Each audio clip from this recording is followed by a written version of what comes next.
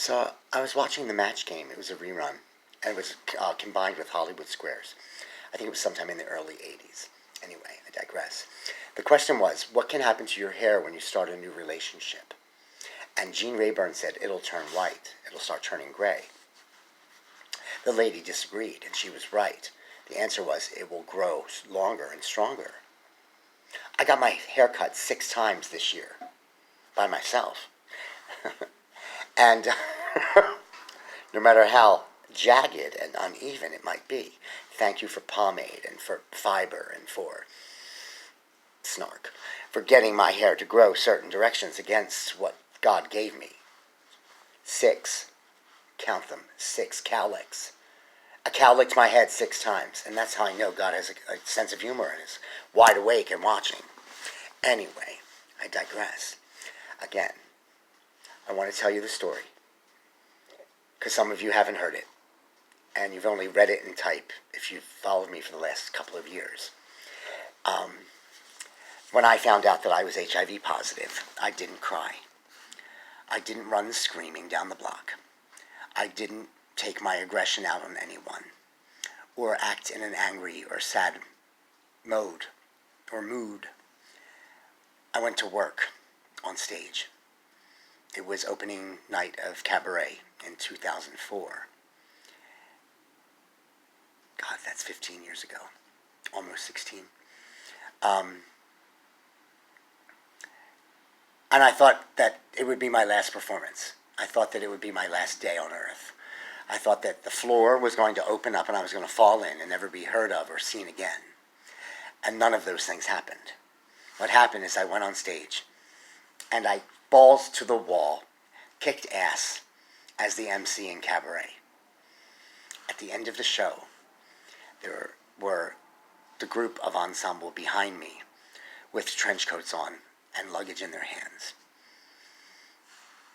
setting the scene as they would be going to concentration camps. And my last line, the last line of the show was this: Auf Wiedersehen, a bientôt. Blackout, which where a red light hit the audience's face and then there was nothing. I still wasn't crying. I still wasn't angry, upset, hurt, distraught, or burdened, or bruised. I contracted HIV from someone that I loved. Years later, he committed suicide and went to heaven too soon. When I look up, that catchphrase of mine, when I say look up, I'm looking for him to say, you son of a bitch, why did you leave? You were so loved. But I stop myself from using such words, and I just say, I miss you. As a friend. That makes me cry. The memory of him makes me cry. Because he had so much love and so much life to live with and for. And he was the one who told me, Joe, you might want to go get tested because I just tested HIV positive. He told me that 2 weeks before I got my diagnosis. I went directly to the clinic and found out. It's not the end of the world.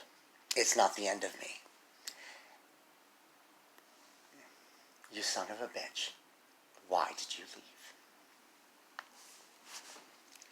I'm not going anywhere. Not today. Not tomorrow. And I don't think for a long, long time.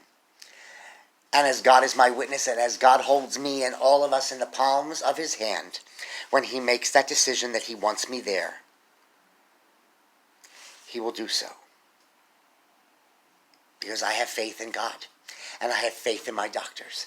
And I have faith in myself. And that has freed me.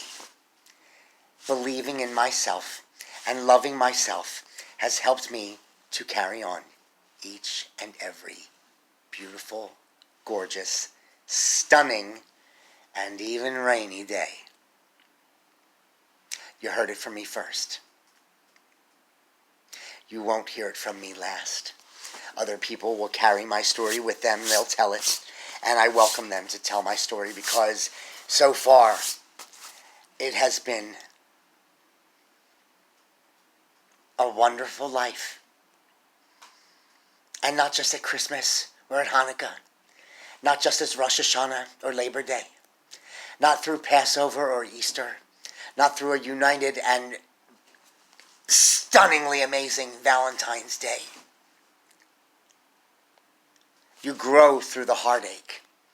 You succeed through the love ache. And love ache, if I can coin that phrase, is a beautiful ache to have and to own and to share. This is 5 minutes and 40 some seconds and I gotta shut up now. As if that could happen. I love you all. I love every single one of you. 970 some people on Facebook, times that by 10, and that's just the number of people who I've known and loved and still do. Whether here on earth or out there in the universe in paradise. I love you. And it is a wonderful life. Happy holidays.